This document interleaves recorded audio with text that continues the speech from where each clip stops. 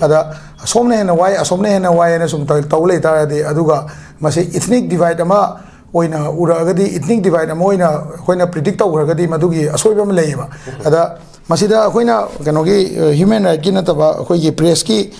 international kanoma haidene nahan moina phongak report ka do khoi matam khara langamaga do moina ngasai cookie sing ne hena keno tawi soi adai maitei ki suppression ni gaina tarak pori mong ama la ko do khoi adum matam khara langamaga khoi dum tumin leigre ai tare ko do core gumba organization sina yamna mong marin tana samna haida ani sigi balance tawraganda wabase samna haida lupa chama ton baga lupa la ama ton baga crore ama ton baga mina thorok baganda di wabagi sang se samana bane kasu kena debo ko aduna lupa chama na saksa mi ga crore mana sa mi ga magi keno habitual keno do adugi behavior do kena bwa khatane ba aduna chap saba status ama ta na bo hona bada organization singna CSO singna hoje ko komi oi kai wai am lori ko adagi even hana leramba human right ki organization mayam amana lori ba step sing jini ada ethnic divide nate habadu madi am chumi ko adugi dudi support tawni ai tare ko aduga ngasai gi wabada manai natraga manade habasidi ai wakanda masi hayaning de ai tare maram di kai no ganda awabase songi su almost amana na waram gadra habado khalla kanda khoi gi idea of manipur da khoi se kamaina punna relocate to mina dui no haiba formula du madi daka waiba khoina indigenous people je khoi sida imphal so an changal roi haiba potu de ai wakanda sakar gi site gi su ya ga do mande ko duga asuna kan site gi su ya ga do mande ai ta ai na ai je kenogi nate cookie militant sing natraga saigi ke ni khoi gi keno je khoi gi ke narco terrorism bu support to one ate indigenous people amoina khoi sida khunda dana leminari ba mayam sidi futuristic idea ama yenga na punna leiminabagi wakhalon da chathaba ma changi lengak ta tainaragadi punna tainamina gadamni manipur government na haigadamni khenabasi kaino haiganda akoina manipur government da tainai matam du leiba lengak haina tainai adagi kenona akoigi cookie singna mu moina mu kai da tainai environment ki policy ena tainai bako da ngasai gi environment ki policy ena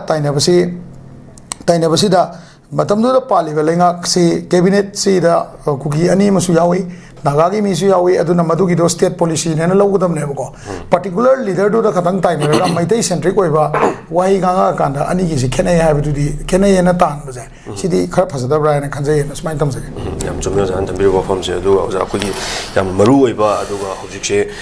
ko gi assembly section jo hogo do reading tham gi sida roi boine oja da lakchang jo koi parliament ning tham gi mi pham nga si de gi horagani section asi da manipur gi GST amadi si second amendment bill 2025 ki puthok kadori hadi koi gi ning tham mi pham se koi nga si de gi horagani haina su koi gi paper da su yaure amadi koi section asi da su koi manipur gi GST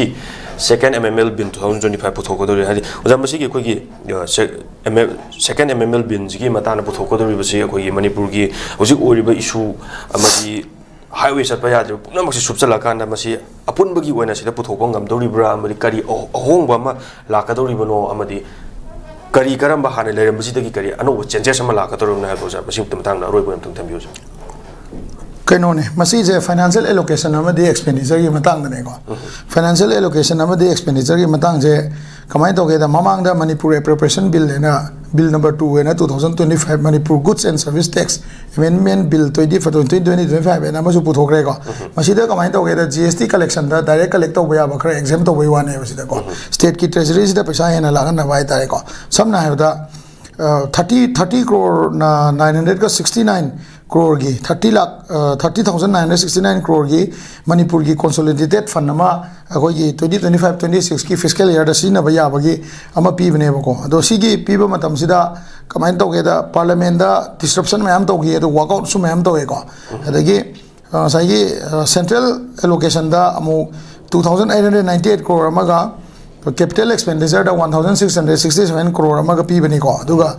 sai gi 1,231 crore revenue expenditure oina to ba yabane si loina mak se karim na te khoi usik lei ba port mayam sida rehabilitation gi kari ge state ki financial position phasado mayam sida local tax ta khara hena collection to ba freely center yaudana collection to ba yabagi formula sing do yenga kan na ko khoi gi yu gi liquor gi matang da khara exempt to ba adagi maruina khoi gi ngasai gi tax ta khara exempt to ko de hena collection to bra na tra ta bra aduna state government gi madugi apa mane hai tare ko adugi potuni lei se aduna post si fund mayam si 523 crore masu ꯉꯁꯥꯏꯒꯤ ꯔꯤꯍꯦꯕꯤꯂꯤꯇꯦꯁꯟꯁꯦ IDPꯒꯤ ꯔꯤꯍꯦꯞꯇ सिजनब यानब अयाब pico Young तामने parliament कना कना कई कई argue तौरई अखोई यामना hissing ओजा बिमोल कई होय अदगी BJP की कांग्रेस की अल्फर्ट होय कई होय लेरी सिना इक्वल डिस्ट्रीब्यूशन ऑफ इकोनॉमी से कमाइना लाके हैबदो हजिति क्वेश्चन अमजु लेरबने नान जिमिकना चेमा पर प्रेसिडेंट ने थारुबदो अदुगी क्वेश्चन अमजु लेरिबने अदुना मणिपुर की सिचुएशन जे सेंटर की पार्लियामेंट जिना फाइनेंस बजट से माना डायरेक्ट एलोकेट तौरप नत्रगा टैक्स की रिफॉर्म सिंग से पार्लियामेंट ना डायरेक्ट तौरप कान हेना कानब्रा स्टेट ना तौजबना हेना कानब्रा हैबदो मसी BJP की सु